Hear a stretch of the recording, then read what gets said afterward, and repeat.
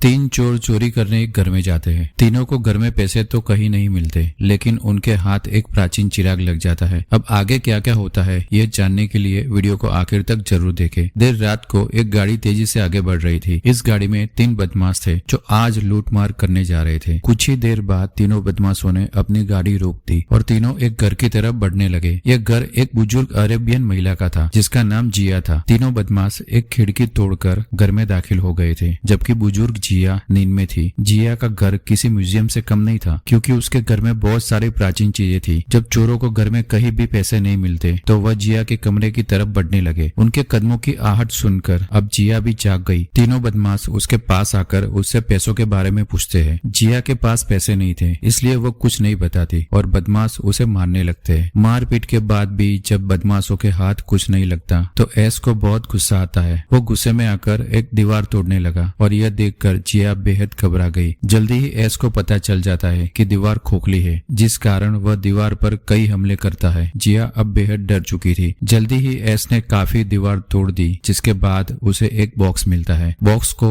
ऐस के पास देखकर जिया बहुत ज्यादा डर गई। अब ऐस जल्दी जल्दी बॉक्स का लॉक तोड़कर उसमें से प्राचीन चिराग निकलता है। चिराग बाहर आते ही जिया का कंगन चमकने लगा। पुराना चिराग देखकर ऐस को इतना गुस्सा आता है कि वो गुस्से में आकर जिया को मार ही देता है। जिया की मौत के साथ ही उसका कंगन भी अपने आप खुल जाता है। अब एस और जिम्मी चिराग को खोलने लगे, लेकिन वो उसे खोल नहीं पाते। रिया दोनों का मजाक उड़ाने लगी, लेकिन उसकी बातें अनसुनी कर एस कहता है कि तुम दोनों दूसरे कमरे की तलाशी लो, शायद वहाँ कुछ पैसे मिल जाए और हमारी दिहाड़ी बन जाए। एस की बात सुनकर दोनों दूसरे कमरे में आ गए, जबकि उधर एस चिराग को रगड़ने लगा था, लेकिन फिर भी कुछ नहीं होता। अब वह चिराग का मुंह खोल देता है और तभी उसमें से धुआं निकलने लगा। उधर जिम्मी और रिया के हाथ शराब की बोतलें लग जाती है और वो उन्हें एक बोरी में डालने लगते हैं। दूसरी तरफ चिराग से धुआं निकलता ही जा रहा था, जिसे देखकर एस हैरान हो गया। उधर जिम्मी और रिया बाहर आकर पानी में मस्ती करने लगे थे। दूसरी तरफ एस अभी भी धुआं निकलता देख हैरान था। असल में चिराग का जिन आजाद हो गया था और वह सीधा जिया की लाश में चला जाता है। धुआं बंद होने के बाद एस फिर से पैसे ढूंढने लगा। इसी बीच वह जिया का कंगन उठाने की कोशिश करता है और तभी जिया उसे मार देती है। अब जिया के शरीर से निकलकर जिन सीधा पानी में जाता है। पहले वह जिम्मी को मारता है और फिर रिया को भी बेरहमी से खत्म कर देता है। अगले दिन पुलिस जिया के घर पहुंच गई। एक डिलीवरी बॉय जिया को राशन देने आया था और उसी ने लाश देखकर पुलिस को बुलाया था। पुलिस को कुछ समझ नहीं आ रहा था कि घर में चार कत्ल कैसे हुए और ये कत्ल किसने किया। पुलिस को भी घर में कई प्राचीन चीजें दिखती है। जिया का कोई परिवार नहीं था, इसलिए पुलिस ने फैसला किया कि वह जिया का प्राचीन सामान म्यूजियम में बेच देंगे। कुछ ही देर बाद जिया का प्राचीन सामान म्यूजियम में पहुंच गया। अब सामान को दो आदमी देखने लगे और उनके हाथ चिराग लग जाता है। ये दोनों आदमी इतिहास की छानबीन करते थे। सफेद कोट वाले का नाम विलियम, जबकि नीले वाला का नाम मैसी था। चिराग को देखने के बाद वह उसकी कुछ तस्वीरें खींचने लगे। इसी बीच विलियम की बेटी नीना भी वहाँ पहुँच जाती है। विलियम और नीना आज बाजार जाने वाले थे, लेकिन विलियम जिया का प्राचीन सामान देखना चाहता था। वह बाजार जाने से मना कर देता है, जिस कारण नीना उदास हो गई थी। उदास होकर नीना विलियम से कहती है, आप मुझे बिल्कुल भी वक्त नहीं देते। अगर आज मेरी माँ जिंदा होती तो मैं आपसे वक्त भी ना मांगती। मेरी इच्छा है कि आप मर जाए ताकि मैं आपसे कोई उम्मीद ना रखूं। नीना की बात सुनकर विलियम दुखी हो गया था, जबकि चिराग का जिन उसकी हर बात सुन रहा था। अपनी गलती मानकर विलियम कहता है, मुझे माफ कर दो मेरी बेटी, हम अभी बाजार जाएंगे। दोनों बाप बेटी का समझौता होने के बाद मैसी विलियम से कहता है, अब हमें केमिकल तैयार करना चाहिए ताकि हम चिराग पर केमिकल लगाकर उसकी उम्र पता कर सके। मैसी की बात सुनकर विलियम उसके साथ चला जाता है। उसके जाते ही नीना चिराग को देखने लगी। चिराग देखने के बाद वह जिया का बाकी सामान भी देखती है। सामान देखते देखते नीना की नजर जिया के कंगन पर पड़ती है। कंगन अभी भी चमक रहा था।